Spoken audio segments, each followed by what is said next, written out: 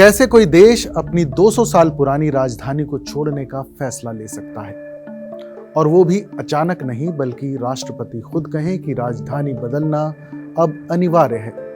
क्या ईरान की राजधानी तेहरान खत्म होने के कगार पर है? क्या पानी की कमी ने शहर को रहने लायक नहीं छोड़ा, या इसके पीछे कोई बड़ा राजनीतिक, आर्थिक और भू रणनीतिक यानी जियो स्ट्रेटेजिक गेम है?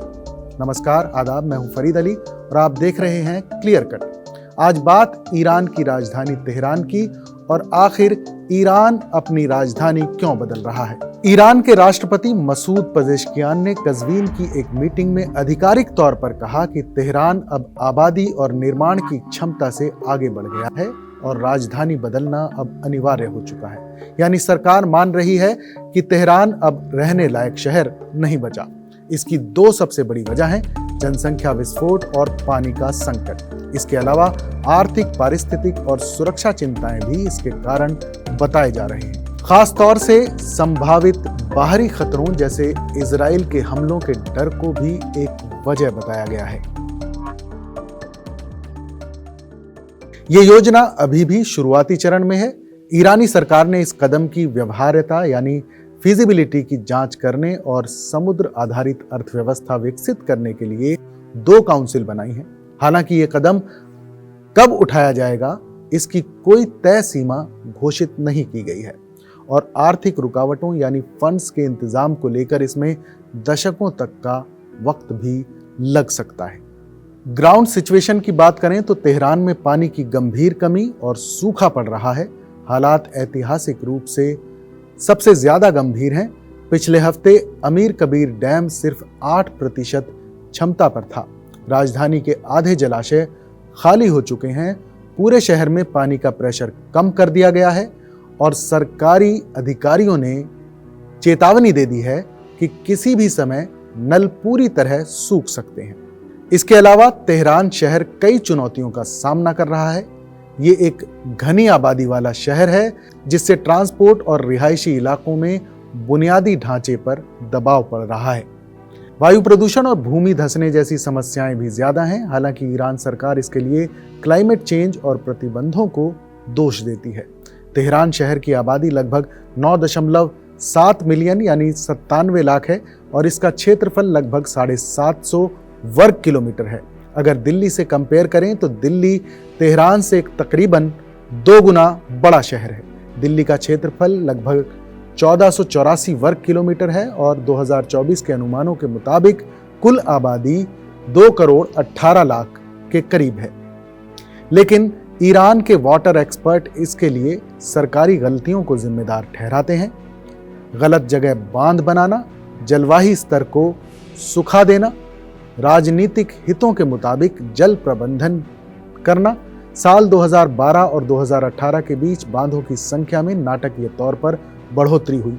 कई रिपोर्टों में यह उल्लेख किया गया कि इस दौरान बांधों की संख्या 316 से बढ़ाकर 647 कर दी गई, वो भी बिना पर्यावरणीय टेस्ट या किसी अध्ययन के उन्हें अप्रूव कर दिया गया। तेहरान सरकार की इन नीतियों के नकारात्मक नतीजे हुए। बांधों की विफलता यानी कुछ बांध अपनी क्षमता के अनुसार काम नहीं कर रहे हैं। गिरता भूजल स्तर यानी भूजल स्तर तेजी से गिर रहा है। पानी का रिसाव यानी एक अहम मात्रा में वाटर डिस्ट्रीब्यूशन नेटवर्क में रिसाव के कारण बर्बाद हो जाता है। कुछ अनुमानों के मुताबिक ये बर्बादी 25% या उससे अधिक हो सकती है। ईरान में जल संकट एक जटिल मुद्दा है जिसमें जलवायु परिवर्तन एक बड़ी वजह है, लेकिन विशेषज्ञों का तर्क है कि खराब सरकारी मैनेजमेंट ने हालात को कहीं ज्यादा खराब कर दिया है। सरकार ने तेहरान के बदले जिस इलाके को नया केंद्र बनाने की दिशा में चुना है वो है दक्षिण पूर्व ईरान का मकरान क्षेत्र, अरब सागर, ओमान की खाड़ी के पास, जिससे ईरान को रणनीतिक और आर्थिक यानी समुद्री व्यापार जैसे फायदे मिल सकते हैं। सरकारी प्रवक्ता फातिमे मुहाजिरानी ने कहा था कि नई राजधानी निश्चित रूप से दक्षिण मकरान क्षेत्र में होगी और इस पर काम शुरू हो चुका है। उन्होंने बताया कि इस प्रोजेक्ट में इंजीनियर, समाजशास्त्री और अर्थशास्त्री जुड़े हुए हैं। टाइमलाइन अभी निर्धारित नहीं है, लेकिन दिशा साफ है, राजधानी समुद्र के पास जाएगी। सबसे बड़ी अड़चन ईरान की अर्थव्यवस्था पहले से संकट में है। रियाल मुद्रा पिछले महीने ऐतिहासिक गिरावट पर थी।